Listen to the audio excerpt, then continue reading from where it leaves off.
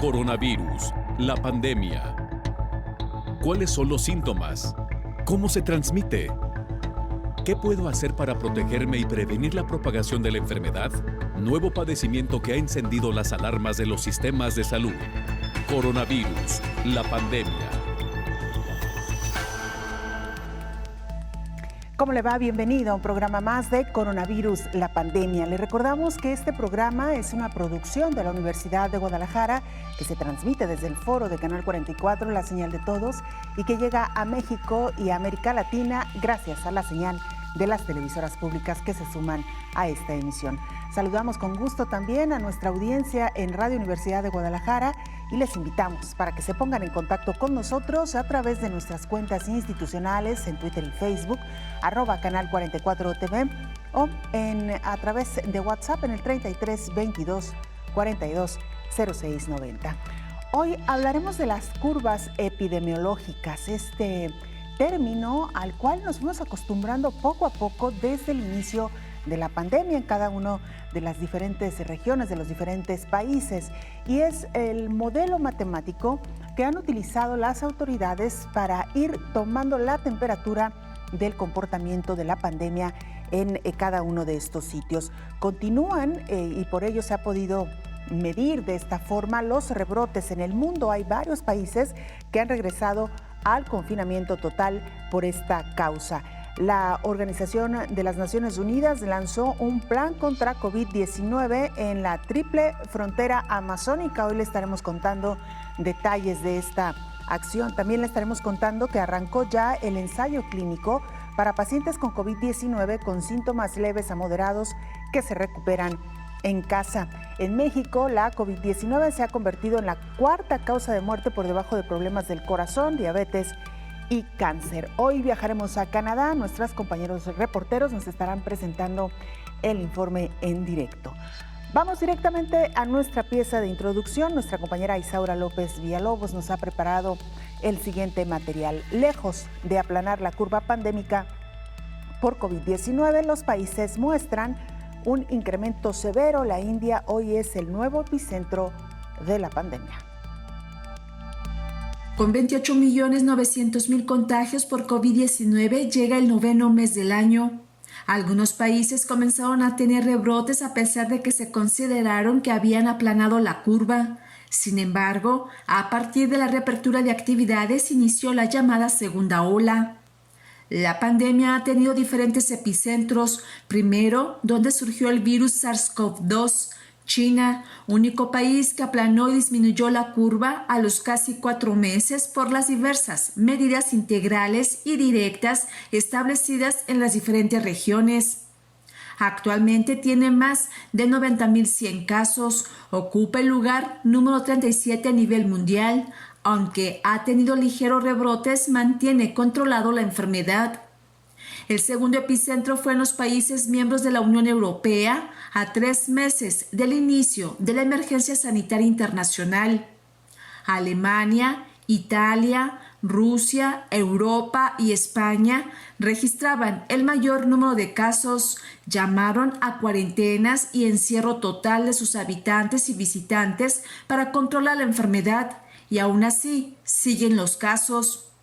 Desde mediados de agosto a la fecha, estos países, al igual que Francia, Bélgica y Reino Unido, entre otros, se mantienen en alerta ante un drástico aumento en el número de nuevas infecciones de coronavirus. Rusia y España se han mantenido en la curva epidémica mundial en los primeros 10 lugares. Uno de los países con una curva ascendente sin poder contener la pandemia COVID-19 es Estados Unidos, con más de 6.500.000 habitantes. California, Texas y Florida en los últimos días han mostrado un crecimiento importante.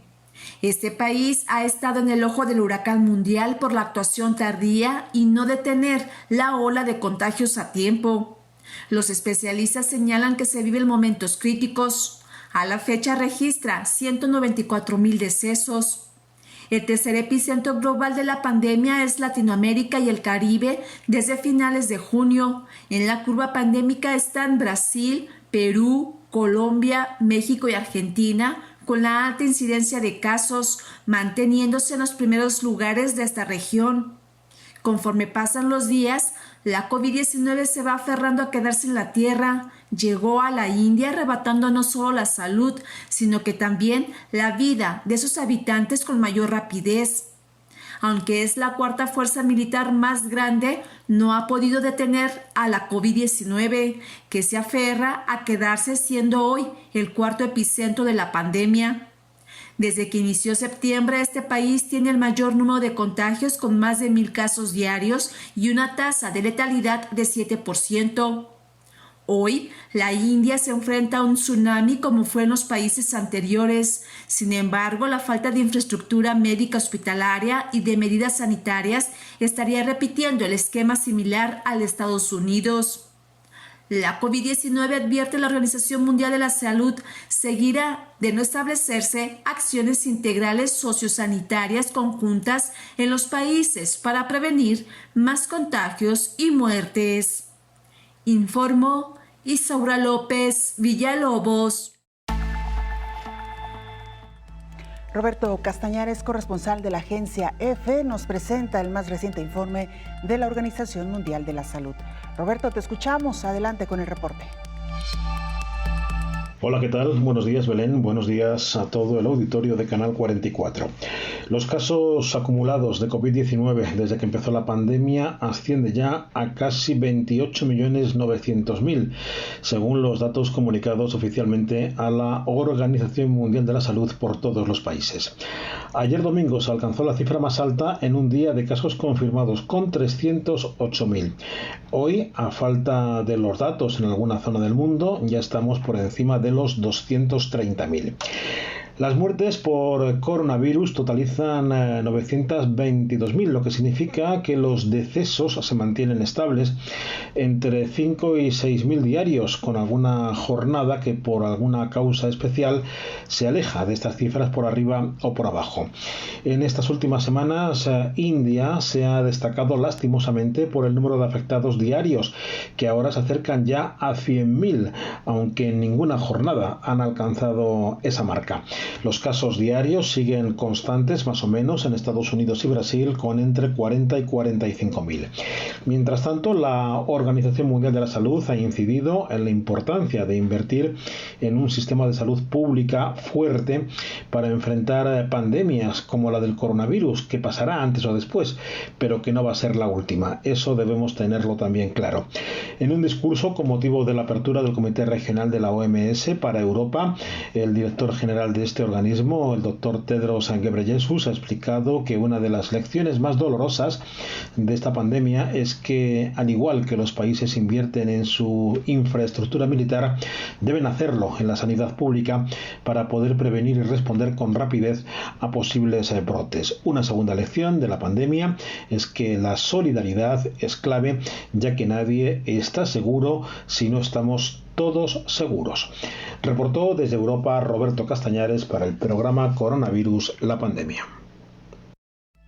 Muchas gracias, Roberto. Interesante esta reflexión de uno de los funcionarios mundiales en el sentido de que los países deberían invertir, así como lo hacen en armamentos y en ejército, en el ámbito de la salud. Al final de cuentas, y poniendo una analogía, los virus, las bacterias también son enemigos a los que hay que combatir, y hay que combatir con muchos recursos. Y mire, se lo decíamos al inicio, algunos países han registrado rebrotes importantes de esta enfermedad. Uno de ellos es Israel, que ha tenido que volver prácticamente al confinamiento total.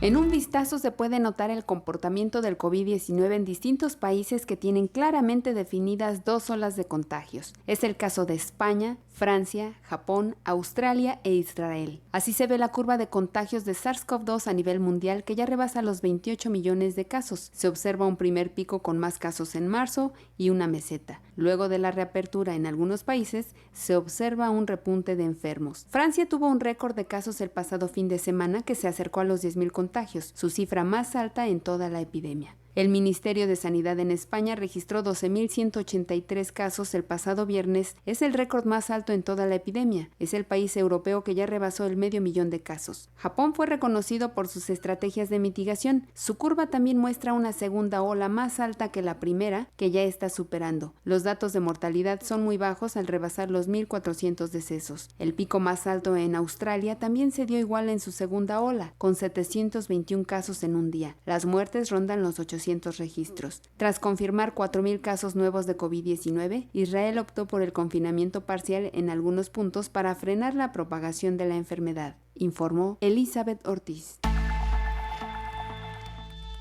Bueno, así la situación en el mundo y en algunos países, nos lo decía ya nuestra compañera Isaura López y ahora Elizabeth Ortiz, la importancia de estas curvas epidemiológicas que se han venido registrando y que han sido la fotografía del comportamiento de esta pandemia en el mundo. Y precisamente para hablar de este y de otros temas, nos da mucho gusto saludar aquí en el estudio al infectólogo Héctor Raúl Pérez Gómez. Doctor, como siempre, un gusto recibirlo. Belén. Qué gusto saludarte, buen día. Igualmente, doctor. Le contaba a la audiencia al inicio de este espacio que parecen muy lejanos aquellos días en que nos empezamos a familiarizar con este modelo matemático de las llamadas curvas epidemiológicas, algo que para ustedes, los médicos, los infectólogos, pues es muy común, doctor. ¿Cómo surgen estos modelos y cómo consiguieron que se pudieran estandarizar prácticamente en el mundo? Bueno, Belén, las curvas epidémicas son muy importantes, pero antes que la curva epidémica es muy importante la vigilancia epidemiológica, porque es precisamente la vigilancia epidemiológica la que te permite construirlas. Y además, cuando hablamos de curvas epidemiológicas, entonces tenemos dos grandes conceptos, ¿no? Como tal, la curva epidemiológica que se está viendo en tiempo real, pero también la predicción matemática del comportamiento que tendrá una curva epidemiológica. En el primero de los conceptos, evidentemente, la vigilancia epidemiológica es la que va construyendo esa curva, pero mientras mayor calidad tenga la vigilancia epidemiológica, entonces tienes la posibilidad de estar ante una verdadera radiografía de la epidemia que estás viviendo. Y de igual forma, para construir una predicción matemática sobre el comportamiento a futuro, tú necesitas primero tener la fotografía del tiempo real, pero también otros elementos fundamentales. Te comento cuáles son a grandes rasgos. El primero, tratándose de una epidemia de tipo infeccioso, por una enfermedad infecciosa, conocido como factor de reproducción básica, que es el número de personas que se infectan a partir de un caso índice. En el caso de COVID-19, una persona genera en condiciones, digamos, naturales, infección a 2.3 personas. Segundo, tienes que conocer el periodo de incubación de la enfermedad. Y el periodo de incubación en el caso de COVID-19 está estudiado perfectamente bien, publicado en la revista Anales de Medicina Interna, es de 5.1 días promedio, pero con un rango que va desde los 2.5 días hasta los 14 días aproximadamente. El tercer factor que tú tienes que identificar es lo que se conoce como los intervalos de reproducción, es decir, cuando una persona está infectada, ¿cuánto tiempo tarda en generar infección a su primer círculo de contacto? Y eso también está estudiado para COVID-19 y es de aproximadamente 4.7 días. Entonces, con esos elementos, tú vas construyendo esas curvas de predicción. En general, son los elementos que más se utilizan, Pero hay algunos, curvas de predicción o modelos de predicción que incorporan otros elementos, por ejemplo, el elemento de la movilidad, que para el caso de COVID-19 ha sido fundamental. Cuando una población en presencia de una enfermedad respiratoria de alta transmisión, como el caso que nos ocupa, se resguarda, entonces el riesgo va siendo menor. Ahí, Belén, cuando se ha incrementado a más del 50% de la movilidad en una determinada población, entonces las curvas habitualmente van en ascenso. En general es la manera en la que se construyen, los modelos predictivos y cómo se construye la curva epidémica en tiempo real, la radiografía de cómo estamos viviendo las cosas. Por otro lado, Belén, creo que es muy importante para el primer caso, el de la radiografía en tiempo real. Decía que es básico tener bien reconocida la magnitud del problema. Y si tú realizas pruebas en cantidad suficiente y con una racionalidad óptima en su aplicación, tienes mayores probabilidades de tener una verdadera radiografía. Segundo, cuando hablamos de vigilancia epidemiológica, lo ideal es que sea una vigilancia epidemiológica en tiempo real, es decir, que en el momento estés identificando los casos, los estés reportando para que entren al análisis estadístico y que las pruebas de laboratorio para confirmar el diagnóstico estén en resultados de forma oportuna.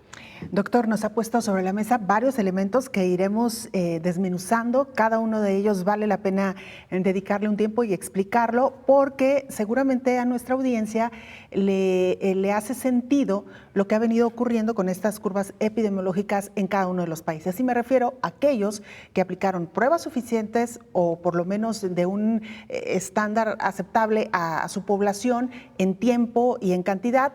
Y por supuesto también este retraso que ha habido en la consignación de algunos números. Usted ya no lo explicaba, hay que esperar, por ejemplo, los resultados de algunas pruebas, que esto tarda algunos días. En fin, son varios elementos sobre los que hoy estaremos haciendo énfasis.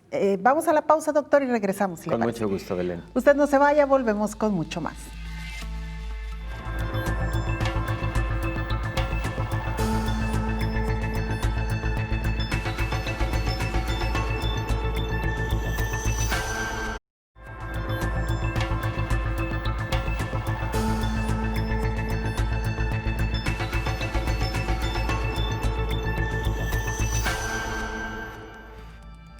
La Organización de las Naciones Unidas puso en marcha un plan de $10,4 millones para abordar los impactos de la pandemia de COVID-19 en las comunidades indígenas y entre los habitantes de la triple frontera amazónica entre Brasil, Colombia y Perú.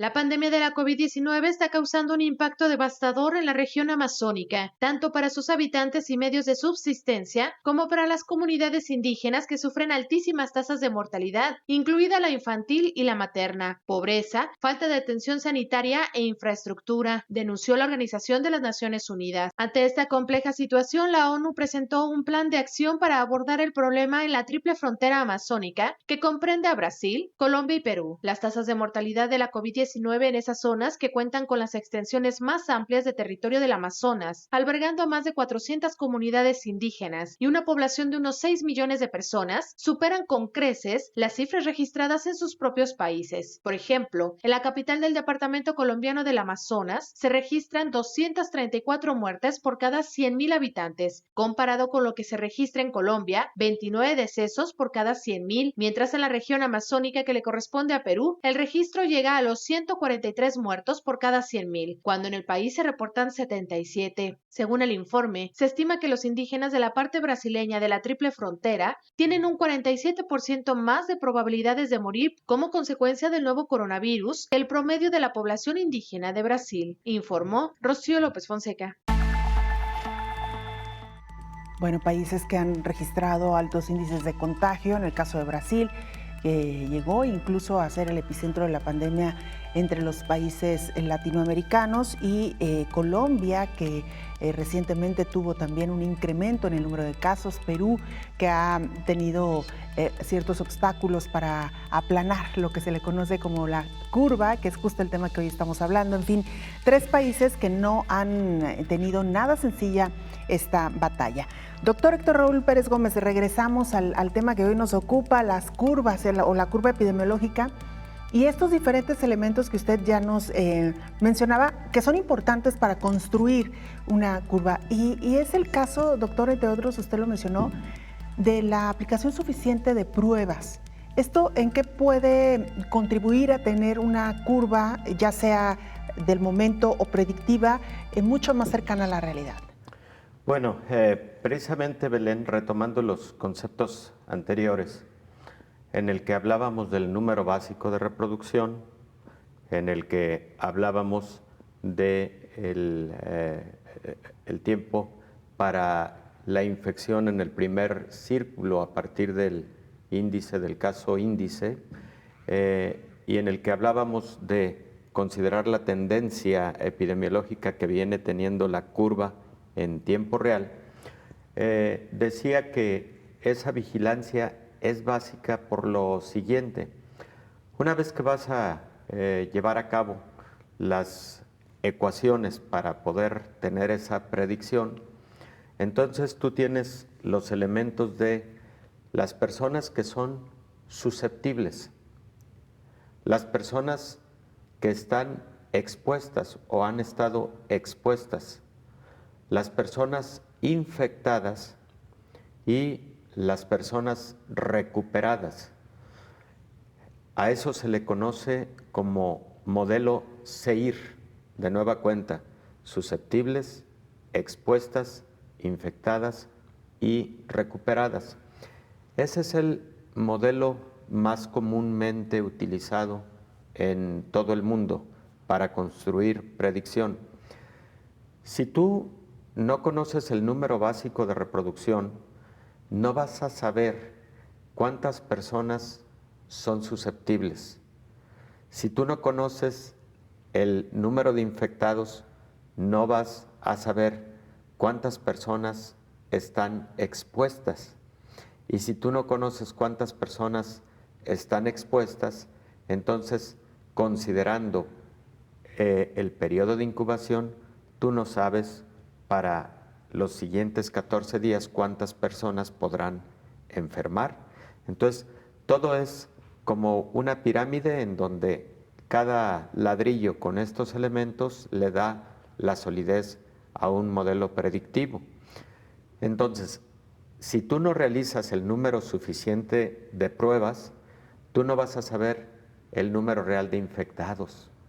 Si no conoces el número real de infectados, pues ahí nos vamos en esa cadena de que no vas a conocer el número de personas expuestas, susceptibles, y si no conociste el número real de infectados, entonces, ¿cómo vas a conocer el número de personas recuperadas?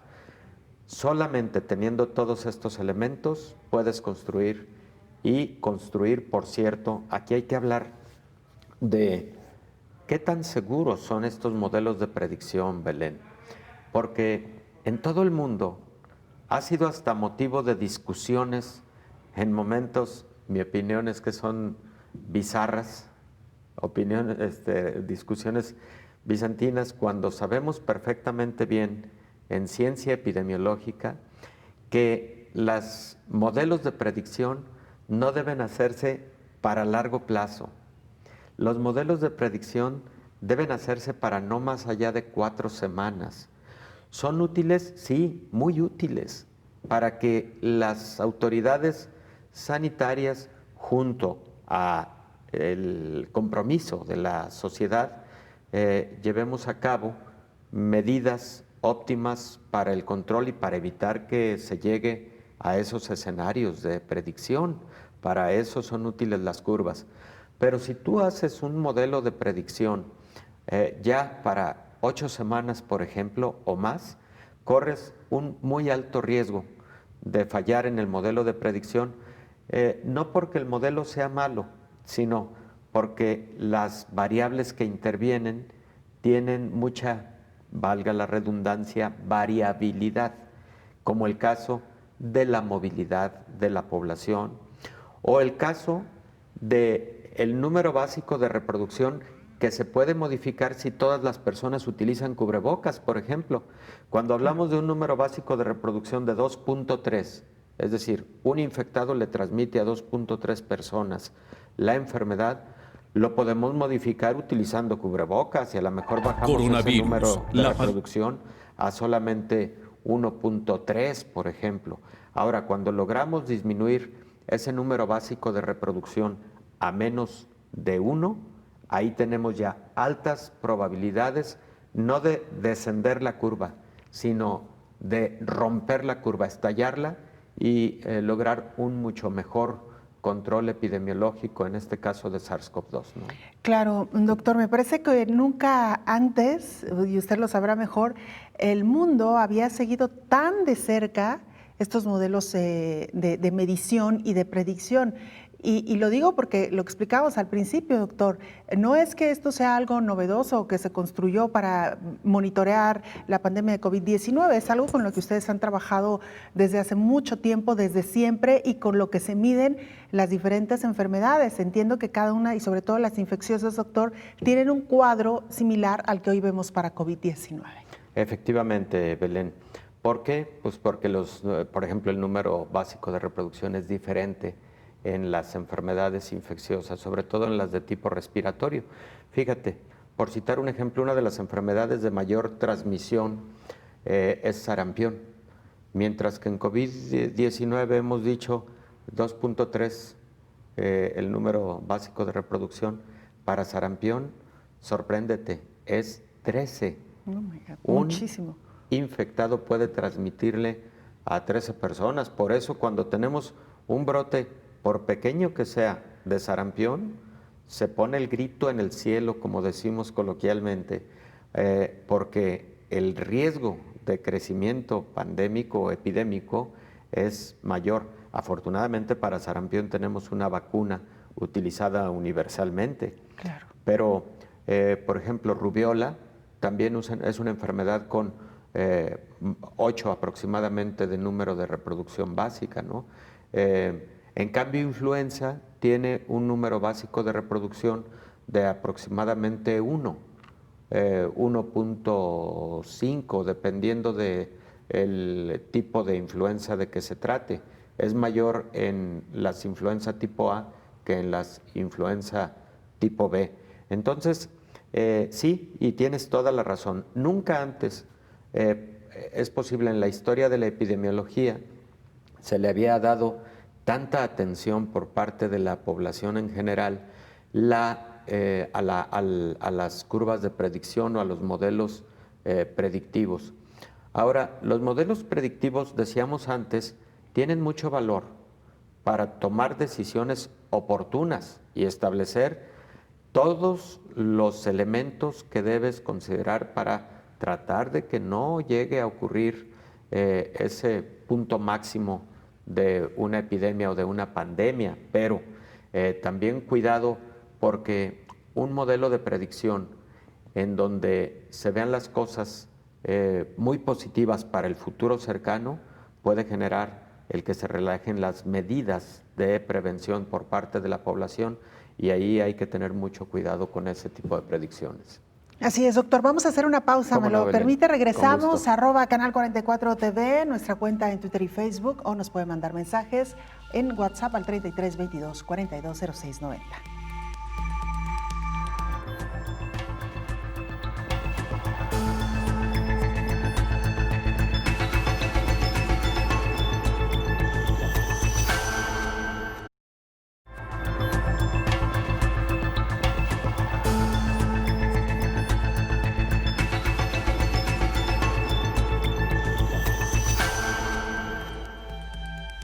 Arranca ensayo clínico para pacientes con COVID-19 con síntomas leves a moderados que se recuperan en casa.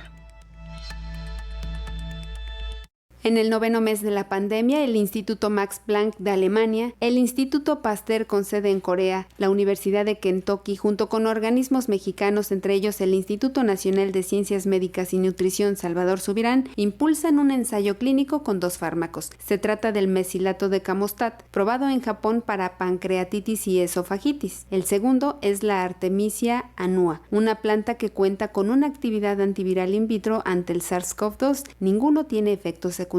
Bajo la premisa de que hay evidencia científica que puede ayudar en tratamiento inicial a personas positivas con COVID con síntomas leves y moderados, fue impulsado este ensayo. Lo que se requiere son nuevos antivirales que ayuden a mitigar la crisis, que actúe en fase más temprana para evitar que lleguen a internarse y después sufrir todas las consecuencias de la infección. Los fármacos se aplicarán a cerca de 360 pacientes durante un periodo de unos 6 meses y se prevé que el ensayo dure al menos 6 meses. Inician este lunes en la Ciudad de México. Las pruebas se realizarán a pacientes que se recuperan en casa y que tengan al menos una comorbilidad, informó Elizabeth Ortiz. Luego de superar las 70,000 muertes en el país, COVID-19 ya es la 4ª causa de muerte en México, por debajo de problemas del corazón, diabetes y tumores malignos. Según el Instituto Nacional de Estadística y Geografía, la COVID-19 se convirtió en la 4ª causa de muerte en México, luego de que el país superó los 70,000 muertes por el SARS-CoV-2, por debajo de problemas del corazón, diabetes mellitus y tumores malignos. El presidente del organismo, Julio Santaella, detalló que las defunciones por coronavirus casi duplican a las generadas por enfermedades del hígado, que registró 39,287, la cual se ubica en 5ª posición entre las causas de mortalidad. Según la dependencia, durante 2018, los padecimientos del corazón provocaron 149,368 muertes, mientras que la diabetes quitó la vida a 101,000 personas en el país. De seguir a este ritmo, la COVID-19 registrará a finales de 2020 por lo menos 127,000 muertes por coronavirus, según estimaciones del Instituto de Métricas y Evaluación de Salud de la Universidad de Washington. Y en este caso, el SARS-CoV-2 terminará el año como la 2ª causa de muerte en el país, mientras que la Organización Mundial de la Salud advirtió que en el planeta la COVID-19 será de las primeras causas de muerte. En España, cuando esa nación llegó a su pico más alto, la enfermedad se convirtió en la primera causa de mortalidad, informó Rocío López Fonseca. Gracias, Rocío, por esta información. Regresamos a la charla con el infectólogo Héctor Raúl Pérez Gómez. Doctor, hablaba usted antes de irnos de la pausa de la importancia de la existencia de estas curvas para tomar decisiones oportunas. ¿Cómo ha sido el desempeño en términos generales, doctor, entre los diferentes países? Buenas, en general, siempre y cuando se realicen a periodos de tiempo cortos, y segundo, siempre y cuando, Belén, aquí es otro factor importante a considerar, sean predicciones matemáticas para regiones muy bien definidas y muy bien circunscritas. Por ejemplo, una curva o una predicción matemática para el caso de todo un país con la extensión que tiene México puede ser muy difícil, porque los diferentes estados de la República Mexicana, y esto aplicaría para todo el mundo, tienen diferentes niveles de movilidad, por ejemplo, podrían tener hasta diferencias culturales que pueden influir en la dinámica de una epidemia o de una pandemia,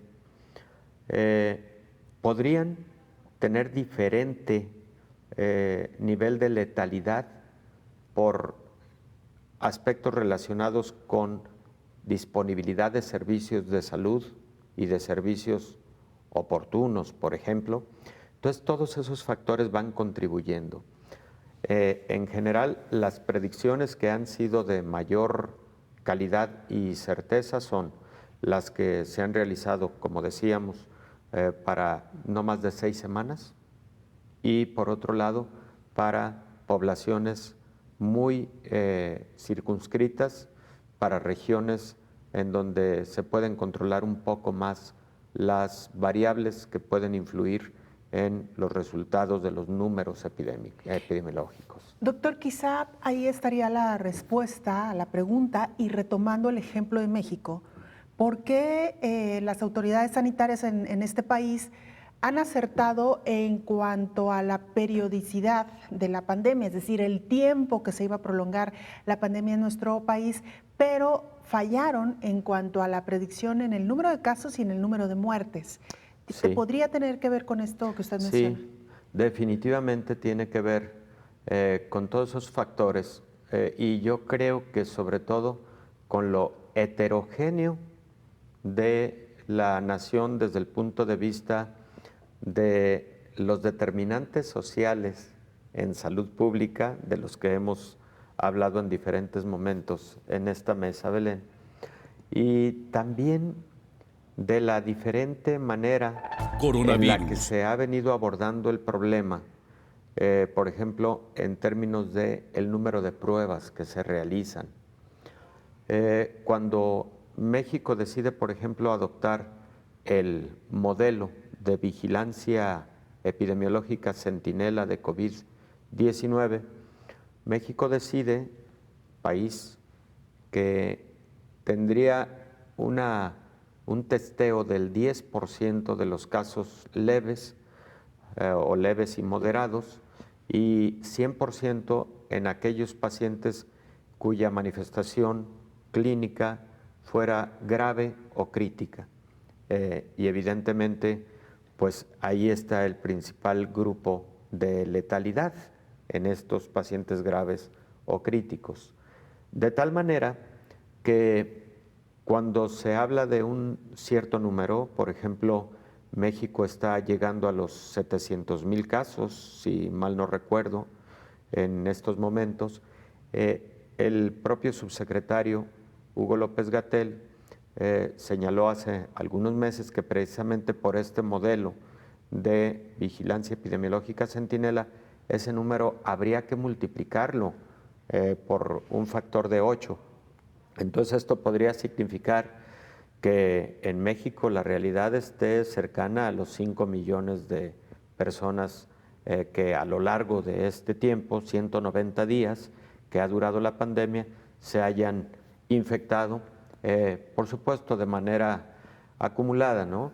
Entonces es el tipo de detalles que hay que tener en consideración siempre que se habla de un modelo matemático de predicción y siempre que hablamos también de las características de una curva epidemiológica. Sí, en México efectivamente tenemos ya 190 días con pandemia, Belén. Recordaremos que el primer caso fue el último de febrero. 28 de febrero. Marzo, abril, mayo, junio, julio, agosto 6, por 3, 18, más los días que han transcurrido de septiembre, pues sí, 190 días, una epidemia muy, muy, muy larga, una curva muy extendida, con una meseta muy prolongada. Otros países han tenido curvas muy espigadas, con una caída rápida, aunque en algunos de ellos, y lo escuchábamos hace un rato, por ejemplo, el caso de Israel, pero lo platicábamos en días pasados con respecto a España o con respecto a Francia, rebrotes, casi todos coincidiendo con la reapertura de actividades escolares presenciales, situación que debe mantenernos muy alertas porque casi ha sido la constante. Las recaídas epidemiológicas de las naciones que ya habían controlado la pandemia en su país han ocurrido a partir de la reapertura en centros escolares. Y con la reapertura también, doctor, de algunas actividades como por ejemplo los bares, los restaurantes, sí, claro, y incluso los centros de recreación, que sí, aunque las autoridades han recomendado todas las medidas de sanidad, de cuidado que hay que tener al momento de acudir a estos espacios, en muchos sitios no se respeta y esto es lo que ha provocado entonces este tipo de rebrotes también, doctor. Sí, esas actividades que son en espacios cerrados, que representan mayor riesgo indudablemente, Belén, y como tú bien lo señalas, bares, casinos, etcétera, en donde pues en algún momento, además quizás por el estado de euforia, hay que decirlo, se puede perder un poco la disciplina de la distancia entre las personas o la disciplina de pues evitar los saludos y abrazos efusivos, ¿no? Hay que decirlo con esa claridad, pues son precisamente momentos que generan efusividad.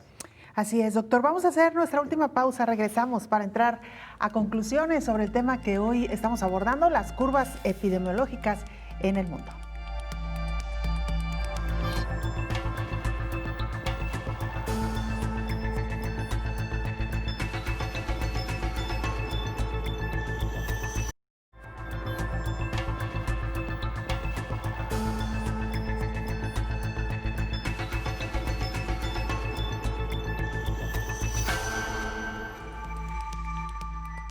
Le comentábamos también al inicio de este espacio que hoy viajaríamos a Canadá. Nuestra compañera Silvia Méndez, periodista independiente en Toronto, nos presenta el reporte.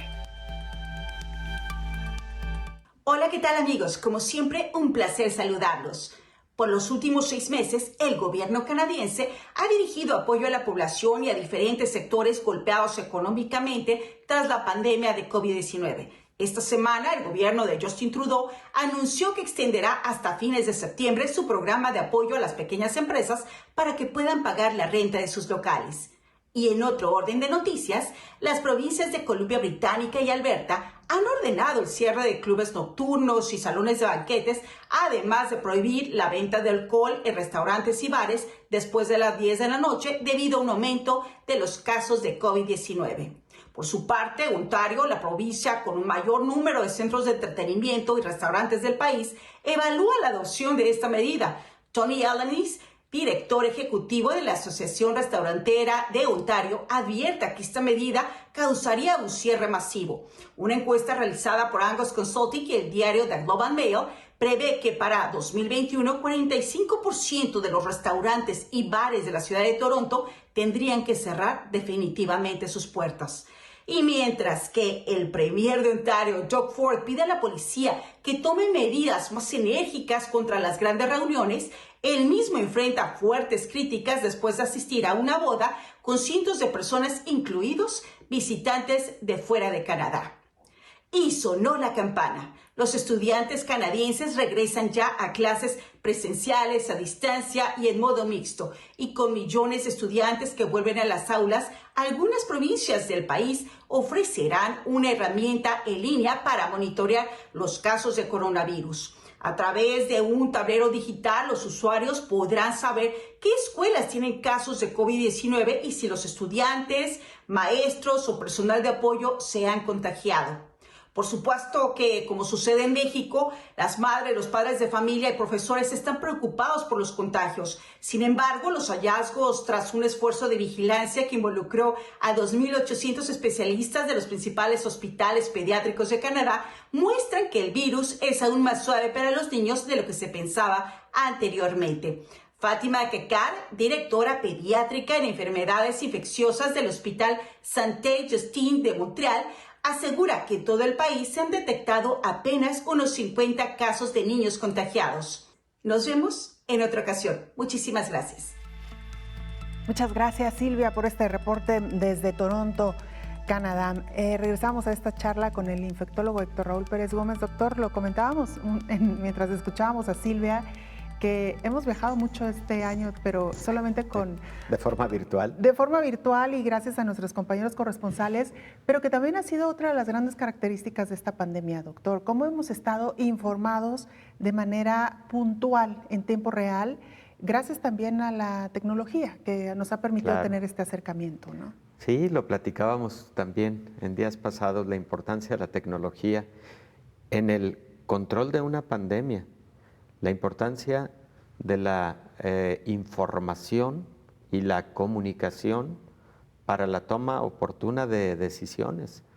Imagínate en estos tiempos de COVID-19, sin buenas tecnologías de la información, sin todo lo que ocurre a través de Internet que le permite a la población estar enterada de forma muy rápida y además de ser informada al respecto de medidas que se deben adoptar para el mejor control de esta pandemia.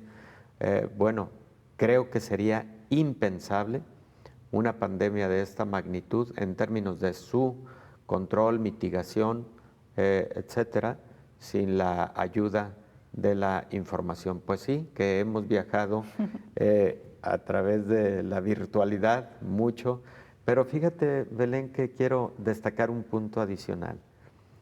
Qué extraordinarios corresponsales, qué extraordinarias agencias las que ha tenido tu programa para tener toda esta interacción. Nuestro programa, Gracias, doctor, Belén. porque es de usted y es Muchas además gracias. de mucha gente que está involucrada. gracias. Y por supuesto Sí, de el este- esfuerzo que usted de ha hecho este por estar acá, doctor. Gran programa de la Universidad de Guadalajara. Qué maravilla, qué calidad de agencias y corresponsales que han contribuido a todo lo que aquí se ha presentado a lo largo de todo este tiempo, ¿no? Y que nos ha servido como referencia también y como aprendizaje, porque hemos escuchado los testimonios de aquellos países que vivieron la pandemia mucho antes que nosotros y cómo fueron tomando ciertas decisiones a base de prueba y error, y cómo en América, que ha sido como la cola de la pandemia, hemos tratado de tomar también como ejemplo esas acciones. No siempre nos ha salido, hay que decirlo. Sí. En América Latina, vaya que hemos padecido esta pandemia, pero nos ha servido esta comunicación, esta interacción y sí, doctor, el esfuerzo que han hecho estos corresponsales a lo largo de todo este tiempo ha sido fundamental. Por cierto, esta semana estaremos conmemorando nuestro programa número 200, así que 200. estamos de plácemes. Muy bien. Y muy contentos con el resultado del mismo, porque eso nos ha permitido informar oportunamente y objetivamente, que fue el objetivo desde el inicio. Usted lo recordará, doctor, le tocó estar justo al inicio del programa, en la planeación incluso, y bueno, pues hoy estamos llegando ya al número 200. No lo creíamos que esto iba a ser de unas cuantas semanas, y han sido meses los que hemos tenido que estar hablando de esta pandemia. Pues sí, ojalá y la pandemia hubiera sido también de unas cuantas semanas y pues ya estuviéramos en otras actividades. Ojalá y la humanidad no hubiera sufrido una epidemia de estos tamaños y con la duración que ha tenido. Pero además, Belén, con esa zozobra, esa incertidumbre tan grande de no contar todavía con una vacuna, aunque están en trayecto y esperemos ya muy pronto tener los últimos resultados, pero también con un fármaco que quisiéramos un antiviral específico con alta especificidad, con mucha calidad en términos de eficacia y seguridad. No lo tenemos, es decir, no tenemos lo que para la influenza es el oseltamivir, por ejemplo, entre otros fármacos antivirales. COVID no lo tiene. Hace un momento estábamos escuchando que México va a participar en un ensayo clínico de mesilato de Camustat. Qué interesante, qué bueno, me da mucho gusto, porque es un fármaco poco explorado que podría tener una actividad interesante contra SARS-CoV-2. Este fármaco, si mal no recuerdo, actúa, Belén, en una de las primeras fases del ciclo de replicación, cuando el virus entra a la célula que infecta, entra a través de un receptor, pero además de un correceptor. Parece que Camustat inhibe a ese correceptor viral, ya no al receptor, pero sí a un correceptor transmembrana. Y esperemos que tengamos resultados positivos con estos nuevos ensayos clínicos. Perdón por la digresión. No, doctor, vale muy bien la anotación, porque incluso nos lleva a retomar el tema de las curvas epidemiológicas. Doctor, gracias a estos modelos de medición, hemos podido observar que aunque los casos continúan de manera activa, de los casos de contagio, el número de muertes, doctor, pareciera que ha sufrido un ligero descenso. Sí, Belén. Sí, qué buena observación, qué buena reflexión. Yo creo, Belén, que a lo largo de los meses hemos aprendido protocolos de manejo que sí han impactado sobre la letalidad de la enfermedad. Ya lo decíamos, no tenemos un antiviral específico, tampoco una vacuna aún, pero por ejemplo, surgieron los ensayos clínicos del uso de metilprednisolona y luego dexametasona para pacientes graves y pacientes críticos. Pues esa intervención claro que sí ha impactado sobre la letalidad de la enfermedad. Luego también surgieron los criterios tempranos para la necesidad de intubación endotraqueal y soporte ventilatorio mecánico de los pacientes antes de la ocurrencia de complicaciones mayores, y se están aplicando esos protocolos cuando el paciente requiere adecuadamente esa intubación endotraqueal. Pero también se han venido describiendo cada vez más las manifestaciones extrapulmonares de COVID-19 y las hemos platicado en esta mesa. Ayer, por ejemplo, antier se publica un artículo muy importante sobre el riesgo de miocarditis en pacientes con COVID-19 y, por cierto, sobre todo en atletas de alto rendimiento. Entonces, aparecen estas publicaciones y los clínicos inmediatamente debemos ponerle atención a la posibilidad de que algún paciente determinado, de acuerdo a ciertas manifestaciones clínicas, esté presentando tal o cual complicación, para de esa manera actuar de forma oportuna.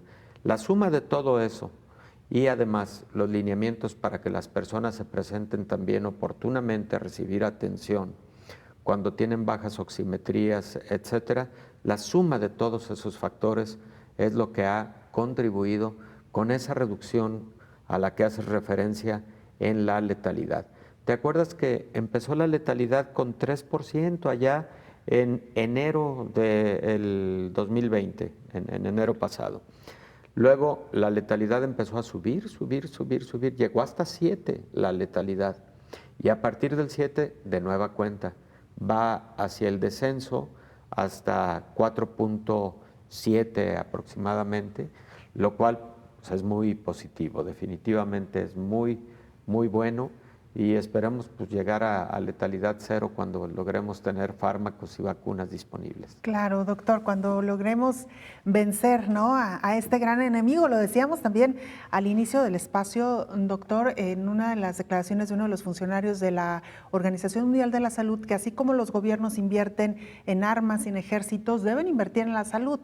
Le comentaba a la audiencia que, haciendo una analogía, los virus, las bacterias también son enemigos a los que hay que combatir con muchos elementos. Así es, Belén. No solo con fármacos, también con muchas medidas sanitarias adoptadas social y comunitariamente. Porque si apostamos todo a antimicrobianos, en este caso antivirales, también recordemos una cosa: las bacterias y los virus se defienden, modifican sus estructuras genómicas con propósitos de defenderse de antivirales o antibióticos en el caso de las bacterias.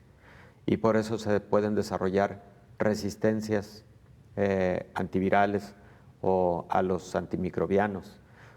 Por eso las medidas deben ser integrales, efectivamente, de apostar primero a la prevención y antes que nada a la prevención, y bueno, cuando hay patología, bueno, utilizar apropiadamente los antimicrobianos, en este caso será un antiviral cuando el momento llegue, y estar, otro aspecto, vigilando mucho las mutaciones virales. Este es un virus RNA. Hay virus RNA y hay virus DNA, dependiendo del ácido nucleico. En el caso de los RNA, las mutaciones pueden ocurrir de forma más rápida.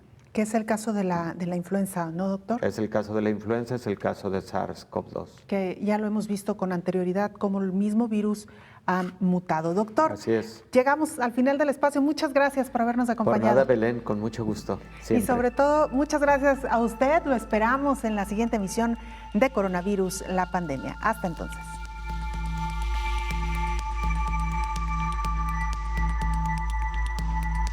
Coronavirus, la pandemia.